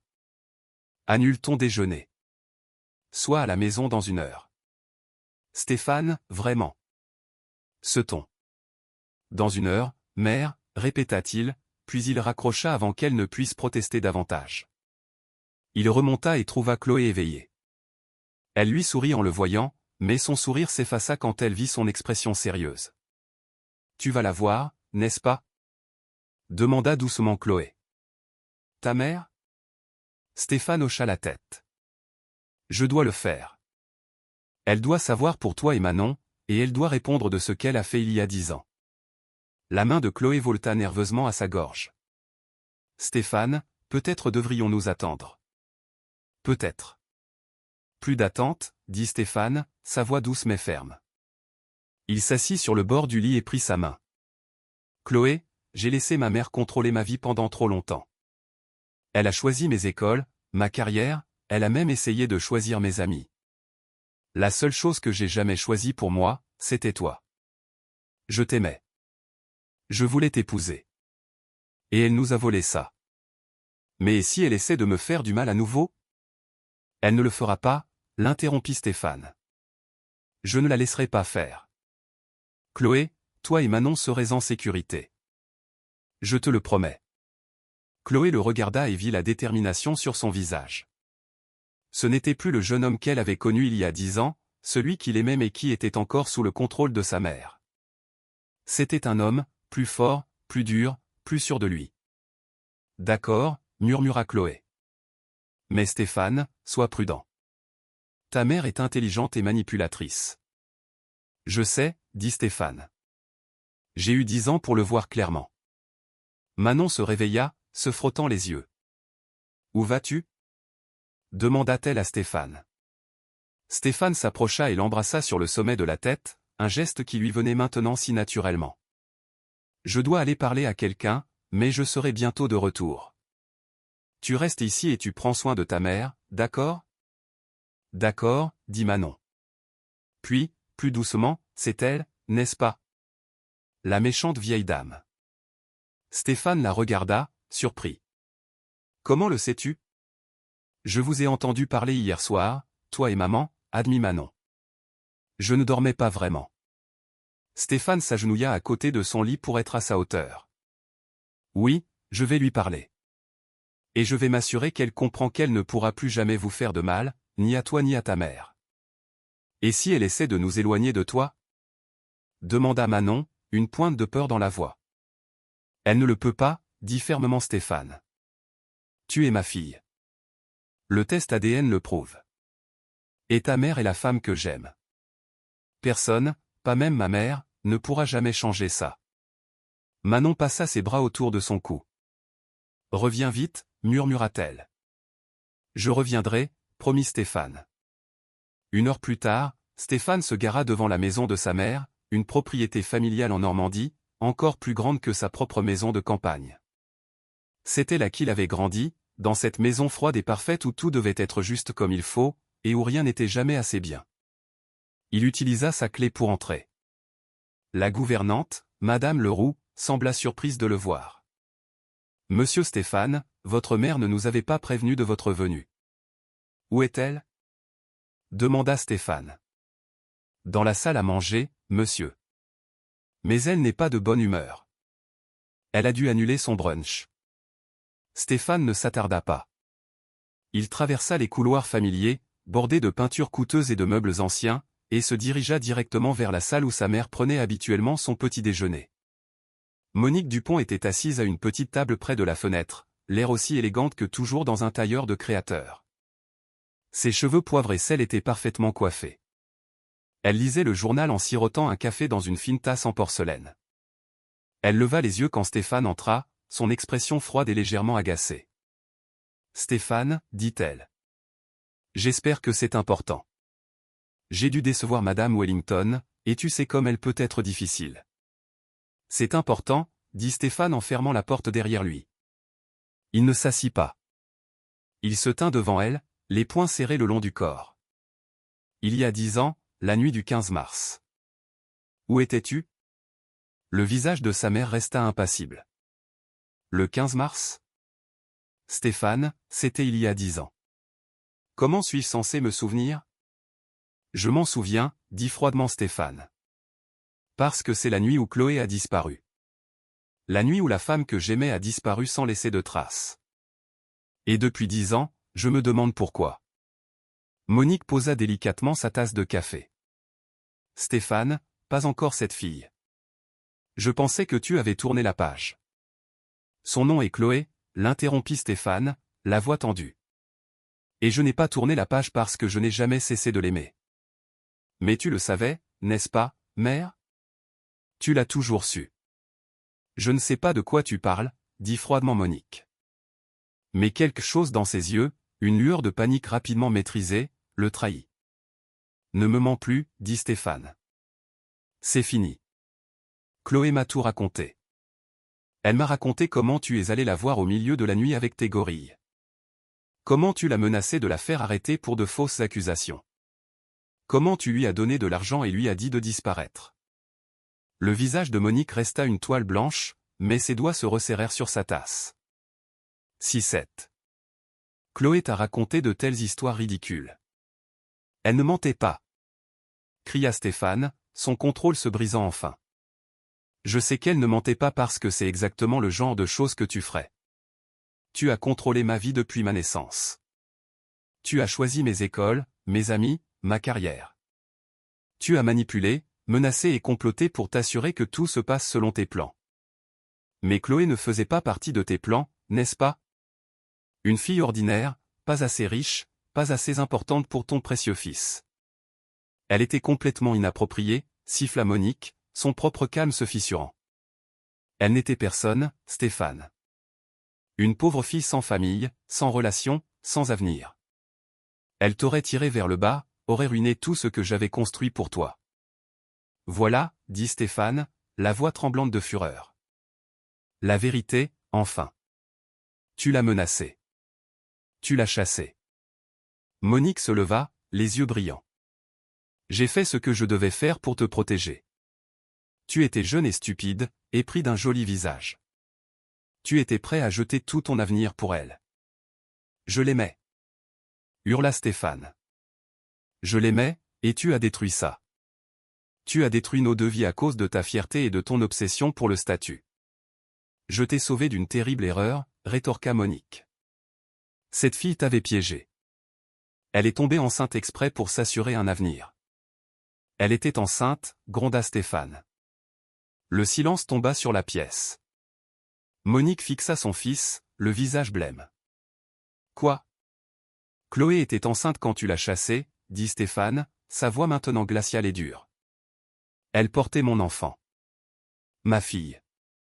Et à cause de ce que tu as fait, je n'ai rien su d'elle. Pendant 9 ans, je n'ai pas su que j'avais une fille. La bouche de Monique s'ouvrit et se referma, mais aucun son n'en sortit. Elle s'appelle Manon, continua Stéphane. Elle a 9 ans. Elle est intelligente, courageuse et belle, mais elle a vécu dans la pauvreté dans un appartement d'une seule pièce, vendant des oranges dans la rue pour payer les médicaments de sa mère malade. Ma fille, ta petite fille, a vécu comme ça à cause de ce que tu as fait. Je ne savais pas, halta Monique. Je pensais. Non, tu ne pensais pas, dit Stéphane. Tu ne te souciais pas de ce qui arriverait à Chloé après que tu l'aies menacée. Tu ne te souciais pas qu'elle puisse être enceinte. Tu voulais juste qu'elle parte, et au diable les conséquences. Monique s'effondra sur sa chaise, son calme habituel complètement brisé. J'ai une petite fille ? Murmura-t-elle. Oui, dit Stéphane. J'ai une fille, et j'ai les résultats du test ADN pour le prouver. 99,9% de correspondance. Elle est à moi. Indiscutablement, légalement, biologiquement, à moi. Je ne savais pas, répéta Monique, mais sa voix était faible maintenant, incertaine. Ça ne rend pas les choses meilleures, dit Stéphane. En fait, ça les rend pires. Tu étais tellement concentré sur tes propres plans, sur ta vision de ce que ma vie devrait être, que tu n'as jamais pensé aux conséquences. Tu as menacé une femme enceinte et innocente et tu l'as chassée. Tu m'as privé de mon propre enfant. Monique leva les yeux vers lui, et pour la première fois de sa vie, Stéphane vit une véritable peur dans les yeux de sa mère. Qu'est-ce que tu vas faire ? Stéphane alla à la fenêtre, regardant le jardin parfaitement entretenu. Quand il parla, sa voix était basse mais inflexible. Chloé et Manon sont ma famille maintenant, dit-il. Elles vont vivre avec moi. Je vais prendre soin d'elles, les protéger, leur donner la vie qu'elles auraient dû avoir depuis le début. Et toi, tu vas les laisser tranquilles. Stéphane. Je n'ai pas fini, dit Stéphane en se retournant pour lui faire face. Si tu menaces à nouveau Chloé ou Manon, si tu essaies de leur faire du mal, de les chasser, ou de les manipuler de quelque manière que ce soit, je te couperai complètement de ma vie. Pas de visite, pas d'appel, pas de réunion de famille. Tu ne me reverras plus jamais, ni ta petite fille. Est-ce que c'est clair ? Le visage de Monique devint livide. Tu ne peux pas être sérieux, Stéphane. Je suis ta mère. Chloé est la femme que j'aime, et Manon est ma fille, dit Stéphane. Elle passe en premier. Toujours. Tu peux accepter ça et faire partie de nos vies, ou tu peux te battre et me perdre pour de bon. Le choix t'appartient. Monique resta assise en silence, fixant son fils. Elle ne l'avait jamais vu comme ça, si fort, si sûr, si hors de son contrôle. Je veux la voir, dit-elle enfin doucement. Chloé ou Manon ? Les deux, dit Monique. Je veux voir ma petite fille. Stéphane la regarda attentivement. Était-ce réel, ou une autre manipulation ? Pourquoi ? Demanda-t-il avec méfiance. Monique resta silencieuse un long moment. Quand elle parla, sa voix était plus douce que Stéphane ne l'avait jamais entendue. Parce que j'ai fait une terrible erreur. Parce que j'ai laissé ma fierté et mes plans détruire quelque chose de précieux. Et parce que, elle s'arrêta, ses mains tremblant légèrement, parce que je veux essayer de réparer les choses, si c'est encore possible. Stéphane ne croyait pas à ce changement soudain, mais il vit quelque chose dans les yeux de sa mère qui le fit hésiter. Peut-être du remords, ou de la honte, ou peut-être juste la réalisation qu'elle était enfin allée trop loin et qu'elle était sur le point de tout perdre. Tu les verras, dit lentement Stéphane. Mais pas tout de suite. D'abord, Chloé doit se remettre. Elle est très malade parce qu'elle ne pouvait pas se permettre des soins médicaux appropriés, parce qu'elle a dû lutter seule pour élever notre fille. Quand elle sera assez forte, quand elle sera prête, alors tu pourras les voir. Mais mère, il s'approcha, sa voix devenant rauque, si tu dis un seul mot, un seul, pour blesser l'une d'entre elles, si tu montres le moindre signe de la cruauté que tu as montré il y a 10 ans, tu ne nous reverras plus jamais. Je suis sérieux. Monique hocha lentement la tête. Je comprends. Vraiment ? La défia Stéphane. Comprends-tu vraiment ce que tu as fait ? Tu n'as pas seulement séparé deux personnes qui s'aimaient. Tu as forcé une femme à élever son enfant seule dans la pauvreté. Tu as privé un père de sa fille. Tu as causé des années de souffrance parce que tu pensais savoir mieux que tout le monde. Des larmes brillèrent dans les yeux de Monique, une chose que Stéphane n'avait jamais vue auparavant. Sa mère ne pleurait jamais. Je pensais que je te protégeais, murmura-t-elle. Non, dit froidement Stéphane. Tu pensais que tu me contrôlais. Il y a une différence. Il se tourna pour partir, puis s'arrêta à la porte et se retourna. Je vais épouser Chloé, dit-il. Dès qu'elle ira mieux, je lui demanderai de m'épouser. Et cette fois, mère, rien de ce que tu diras ou feras ne m'arrêtera. Elle et Manon sont ma famille maintenant. Ce sont elles qui comptent. Souviens-toi de ça. Il sortit, laissant sa mère seule dans la salle à manger, pour la première fois de sa vie, complètement silencieuse et impuissante. Stéphane retourna à l'hôpital, les mains serrées sur le volant. La confrontation avec sa mère l'avait laissé tremblant, non pas de peur, mais de soulagement. Pour la première fois de sa vie, il lui avait tenu tête. Il avait choisi son propre bonheur plutôt que son contrôle. Quand il entra dans la chambre d'hôpital de Chloé, elle et Manon levèrent les yeux avec anxiété. « Comment ça s'est passé ?» demanda nerveusement Chloé. Stéphane s'assit sur le bord du lit et prit sa main. Elle a admis. Elle a tout admis, les menaces, t'avoir chassé. Tout. Les yeux de Chloé s'écarquillèrent. Vraiment ? Oui. Et je lui ai dit que si elle essayait à nouveau de vous faire du mal, à toi ou à Manon, elle me perdrait pour de bon. Il les regarda toutes les deux. Vous êtes ma famille maintenant. Vous passez en premier, toujours.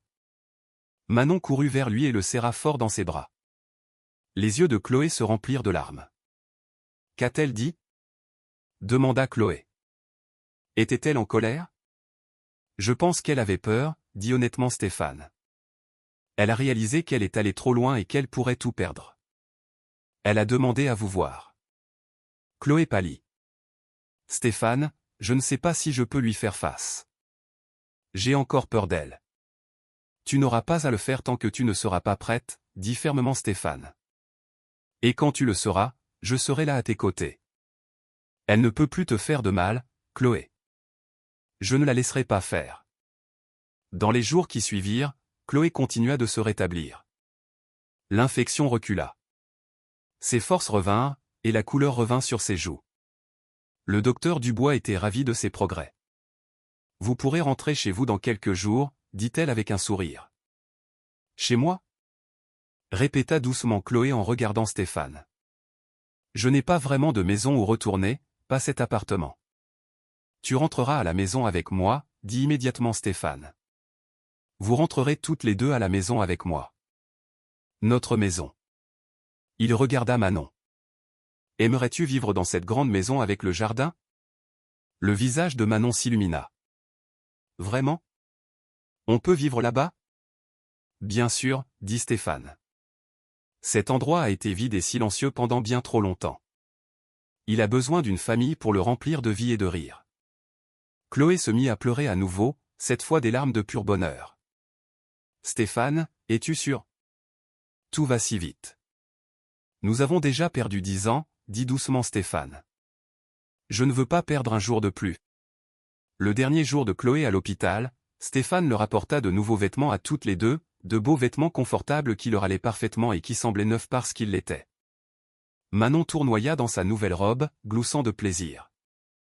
Chloé passa sa main sur le tissu doux de sa nouvelle tenue, osant à peine croire qu'elle était à elle. Quand elles quittèrent l'hôpital, la voiture de Stéphane les attendait. Il les conduisit quelque part d'autre d'abord, pas à sa maison. Où allons-nous ?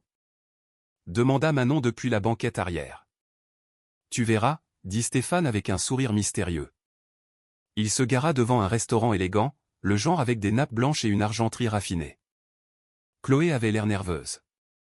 Stéphane, je ne pense pas être habillée pour un endroit comme ça. Tu es magnifique, dit Stéphane. Et de toute façon, je connais le propriétaire. Allez. À l'intérieur, ils furent conduits à une table tranquille près de la fenêtre. Manon n'avait jamais été dans un restaurant comme celui-ci. Elle regardait tout avec de grands yeux. Les verres en cristal, les serviettes en tissu, le menu avec des plats dont elle ne pouvait même pas prononcer le nom. Commandez tout ce que vous voulez, dit Stéphane. Ils eurent un repas merveilleux. Manon essaya des choses qu'elle n'avait jamais goûtées auparavant. Chloé rit plus qu'elle ne l'avait fait depuis des années. Et Stéphane se contenta de les regarder, son cœur si plein qu'il avait l'impression d'éclater. Après le dessert, Stéphane tendit la main par-dessus la table et prit celle de Chloé. « Chloé, dit-il doucement. Il y a 10 ans, j'allais te demander quelque chose. J'avais acheté une bague et tout. J'attendais juste le bon moment. » Chloé retint son souffle. Stéphane. Mais ensuite tu as disparu, et j'ai pensé que j'avais perdu ma chance pour toujours. Stéphane sortit une petite boîte de sa poche. J'ai gardé la bague toutes ces années. Je ne pouvais pas me résoudre à m'en débarrasser. D'une certaine manière, j'ai toujours gardé espoir. Il ouvrit la boîte. À l'intérieur se trouvait une magnifique bague en diamant, simple et élégante. Manon haleta. La main de Chloé vola à sa bouche. « Chloé, » dit Stéphane, sa voix pleine d'émotion. « Je sais que nous avons traversé beaucoup de choses. Je sais que nous avons beaucoup à reconstruire. Mais je t'aime depuis 10 ans, et je t'aimerai encore 10 000 ans. Veux-tu m'épouser ?» Les larmes coulaient sur les joues de Chloé. « Oui, » murmura-t-elle. « Oui, Stéphane. Oui. » Stéphane glissa la bague à son doigt. Elle allait parfaitement, comme elle était censée le faire toutes ces années auparavant. Puis il se leva, attira Chloé vers lui et l'embrassa, tandis que Manon applaudissait, riait et pleurait tout à la fois. D'autres personnes dans le restaurant remarquèrent et commencèrent à applaudir aussi. C'était un moment de pure joie, de pur amour, de pure justesse. Ce soir-là, ils arrivèrent enfin à la maison de campagne de Stéphane. Cette fois, quand Manon franchit le portail, c'était complètement différent. La dernière fois, elle était une petite fille pauvre vendant des oranges, effrayée et incertaine. Maintenant, elle rentrait à la maison. Chloé se tenait dans le hall d'entrée, regardant autour d'elle avec un mélange d'émerveillement et de trépidation. « Ce sera vraiment notre maison ?» « Notre maison », confirma Stéphane. Il se tourna vers Manon. « Veux-tu choisir ta chambre ? Il y a 8 chambres. Tu peux avoir celle que tu veux. » Les yeux de Manon s'écarquillèrent. « Ma propre chambre ? Vraiment ? » « Vraiment, » dit Stéphane en riant. « Viens, je vais te faire visiter. » Ils firent le tour de la maison ensemble, Manon inspectant chaque chambre. Elle en choisit finalement une au 2e étage avec une grande fenêtre donnant sur le jardin. Elle avait des murs jaunes pâles et beaucoup d'espace pour jouer. « Celle-ci, » dit-elle avec certitude. « C'est parfait. »« Alors c'est la tienne, » dit Stéphane. « Demain, nous irons acheter des meubles et des décorations. Tu pourras tout choisir. Le lit, le bureau, les jouets, les livres, tout ce que tu veux. » Manon le serra fort dans ses bras. « Merci, papa. » C'était la première fois qu'elle l'appelait ainsi sans hésitation, et le mot fit fondre le cœur de Stéphane. Ce soir-là, ils commandèrent une pizza et la mangèrent assis par terre dans le salon, riant et parlant. Stéphane raconta à Manon des histoires de son enfance. Chloé partagea des souvenirs de la petite enfance de Manon. Ils commencèrent à tisser leurs histoires séparées en une seule. Plus tard, après que Manon se soit endormie sur un matelas temporaire que Stéphane avait installé dans sa nouvelle chambre, Stéphane et Chloé s'assirent ensemble dans le jardin sous les étoiles. « Je n'arrive toujours pas à croire que c'est réel, » dit doucement Chloé en posant sa tête sur l'épaule de Stéphane. « On dirait un rêve. »« Si c'en est un, je ne veux jamais me réveiller, » dit Stéphane. Il se tourna pour la regarder au clair de lune. « Chloé, je dois te demander quelque chose. Me pardonneras-tu ? » « Te pardonner ? » Chloé avait l'air confuse. « Pourquoi ? » « De ne pas t'avoir trouvé plus tôt. De ne pas avoir vu la manipulation de ma mère. De ne pas avoir été là quand Manon est née, quand tu luttais, quand tu avais le plus besoin de moi. » Chloé prit son visage entre ses mains. « Stéphane, rien de tout cela n'est de ta faute. Tu ne savais pas.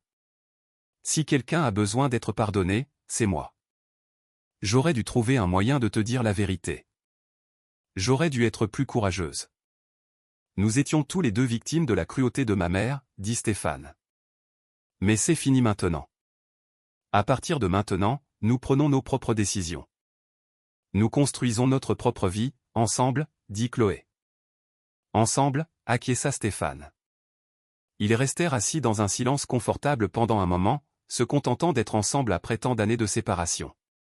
« Quand penses-tu que nous devrions nous marier ? » demanda Chloé. « Demain, » suggéra Stéphane, ce qui la fit rire. « J'ai besoin d'un peu plus de temps que ça, » dit Chloé. « Mais bientôt. Je ne veux pas attendre trop longtemps. Nous avons assez attendu, dit Stéphane. Le mois prochain, alors. Une petite cérémonie, juste la famille et les amis proches. Rien d'extravagant, juste nous promettant de nous aimer pour toujours. Ça semble parfait, dit Chloé.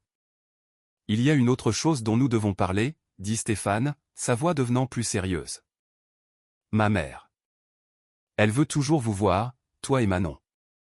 Chloé se tendit. Je sais. Et je sais que je devrais lui faire face à un moment donné. Mais Stéphane, j'ai encore peur d'elle. Et tu n'auras pas à la voir tant que tu ne seras pas prête, dit Stéphane. Mais Chloé, je pense que Manon devrait connaître sa grand-mère. Pas parce que Monique le mérite, mais parce que Manon mérite de connaître toute sa famille, même les parties difficiles. Chloé réfléchit à cela. Tu as raison, dit-elle enfin. Mais je veux être là quand elles se rencontreront. Et au premier signe de méchanceté ou de manipulation, nous partons. Immédiatement, promit Stéphane. Je ne la laisserai pas vous faire de mal à l'une ou à l'autre. 2 semaines plus tard, Chloé se sentit prête. Stéphane organisa la venue de sa mère à la maison de campagne, pas l'inverse. C'était leur territoire, leur maison, et Monique serait l'invitée. Le matin de la rencontre, Manon était nerveuse. Elle portait une de ses nouvelles robes et tripotait l'ourlet. « Et si elle ne m'aime pas ?» demanda Manon. « Alors c'est sa perte, » dit fermement Chloé. « Manon, tu es merveilleuse exactement comme tu es. Si ta grand-mère ne peut pas le voir, c'est son problème, pas le tien. » Ta mère a raison, ajouta Stéphane. Et souviens-toi, nous pouvons mettre fin à cette visite à tout moment. Si tu te sens mal à l'aise ou effrayé, dis juste un mot, et elle partira.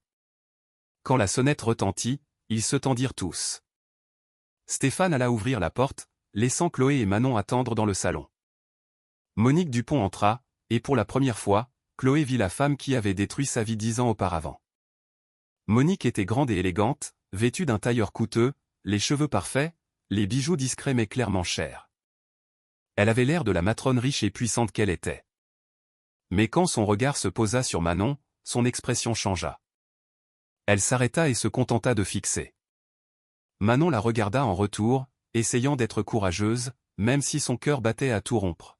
« Elle a tes yeux, Stéphane, dit doucement Monique. Et le sourire de ton père. » Personne ne s'attendait à ce qu'elle dise ça.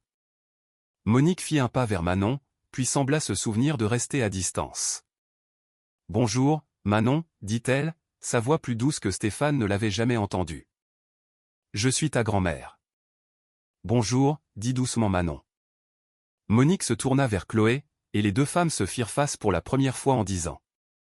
Chloé se rapprocha instinctivement de Stéphane, qui passa un bras protecteur autour d'elle. « Chloé, dit Monique. » Sa voix était formelle, contrôlée, mais il y avait quelque chose en dessous. Peut-être de la honte, ou du regret. « Je vous dois des excuses. » Le silence tomba sur la pièce. « Ce que je vous ai fait il y a 10 ans était mal, » continua Monique, chaque mot semblant lui coûter. « Je vous ai menacé. Je vous ai fait peur. Et je vous ai éloigné de l'homme que vous aimiez. Je l'ai fait parce que je pensais protéger mon fils. Mais j'avais tort. J'ai blessé 3 personnes, vous, Stéphane et Manon. Et pour cela, je suis sincèrement désolé. » Chloé ne savait pas quoi dire. Elle avait imaginé ce moment tant de fois au fil des ans, mais elle avait toujours imaginé Monique étant cruelle ou dédaigneuse, jamais en train de s'excuser. « Je n'attends pas que vous me pardonniez, » continua Monique. « Je ne suis pas sûr de le mériter.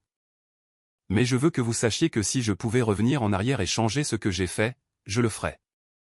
Et je veux vous demander si, peut-être, avec le temps, vous pourriez me permettre de faire partie de la vie de Manon, d'essayer d'être la grand-mère qu'elle mérite. » Stéphane regarda sa mère avec un mélange de choc et de méfiance. Était-ce réel, ou une autre performance? Chloé regarda Manon, qui regardait sa grand-mère avec curiosité. Puis Chloé regarda Stéphane, qui lui fit un léger signe de tête. La décision lui appartenait. « Je ne peux pas oublier ce que vous avez fait, » dit enfin Chloé, la voix égale. « Et je ne suis pas encore prête à vous pardonner. » Mais elle s'arrêta, pensant à Manon, à la famille, aux secondes chances. « Mais je crois que les gens peuvent changer. Alors si vous êtes sincère, si vous voulez vraiment faire partie de la vie de Manon, alors nous pouvons essayer. » Lentement. avec des limites. Les yeux de Monique s'emplirent de larmes. De vraies larmes. Merci, murmura-t-elle. C'est plus que ce que je mérite. Elle se tourna à nouveau vers Manon. Manon, puis-je m'asseoir et te parler quelques minutes? J'aimerais apprendre à te connaître. Manon regarda ses parents, pluriel maintenant, pas singulier. Chloé lui fit un signe de tête encourageant. Stéphane sourit. D'accord, dit Manon. Monique s'assit délicatement sur le canapé, et Manon s'assit sur une chaise en face. Stéphane et Chloé restèrent à proximité, observant attentivement, prêts à intervenir si nécessaire. Parle-moi de toi, dit Monique à Manon. Que aimes-tu faire? Quelle est ta matière préférée à l'école? Et lentement, prudemment, Manon commença à parler.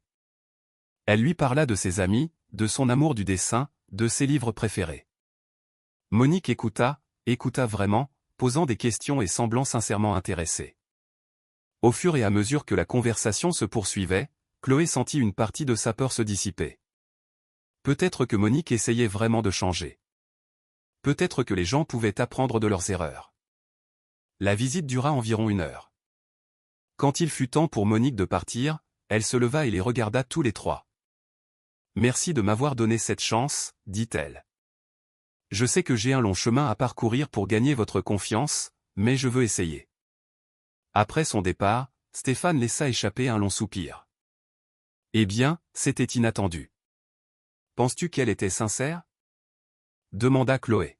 « Je pense qu'elle a peur de me perdre complètement, dit honnêtement Stéphane. Mais peut-être que cette peur la rendra meilleure. Seul le temps nous le dira. » Manon vint et serra ses 2 parents dans ses bras. « Je pense qu'elle est triste, dit-elle avec l'innocence d'un enfant. Je pense qu'elle a été seule pendant longtemps, comme nous tous. » Stéphane regarda sa fille sage et sourit. « Tu as peut-être raison. » Les semaines se transformèrent en mois, et la vie dans la maison de campagne commença à prendre un rythme normal.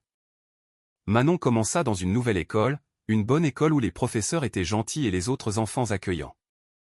Elle se fit rapidement des amis et adora avoir sa propre chambre remplie de livres, de jouets et de matériel de dessin. La santé de Chloé continua de s'améliorer. Avec une bonne nutrition, du repos et l'absence de stress, elle s'épanouit. Elle commença à ressembler à nouveau à la jeune femme de la photo, heureuse et pleine de vie. Stéphane n'avait jamais été aussi heureux. Il se réveillait chaque matin au son du rire de sa fille. Il rentrait du travail pour trouver Chloé en train de chanter dans la cuisine. La maison de campagne, autrefois froide et vide, était maintenant chaleureuse et pleine de vie. Monique tint parole. Elle rendait visite 1 fois par semaine, toujours respectueuse, toujours attentive à ne pas dépasser les limites. Elle apportait de petits cadeaux, mais n'essayait jamais d'acheter l'affection de Manon. Elle était polie avec Chloé et semblait sincèrement vouloir faire amende honorable. Lentement, très lentement, les blessures commencèrent à guérir. Un soir, exactement 1 mois après la demande en mariage de Stéphane, ils eurent un petit mariage dans le jardin de la maison. Manon était la demoiselle d'honneur, portant une belle robe blanche et portant un panier de pétales de rose.